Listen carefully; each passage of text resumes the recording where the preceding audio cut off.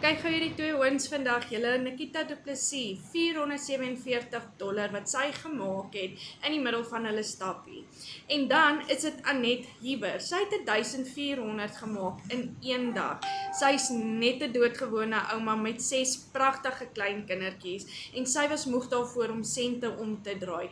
My naam is Bianca vir die van julle wat my nog nie ken nie en ek het my eie aanlyn besigheid begin waar ek $US verdien as 'n tweede inkomste. Ek werk van my huis af slegs 2 ure 'n dag wat ek opbreek 10 minute hier, 15 minute daar.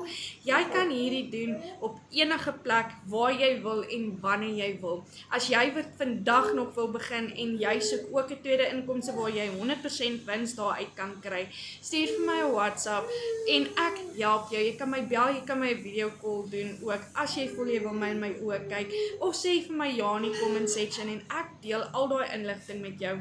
Moenie vergeet vanaand 7 uur het ons 'n gratis live sessie wat ons vir julle gaan aanbied hoe ons meer as 7500 Suid-Afrikaanse mense dit regkry om 'n tweede inkomste te kry in dollars.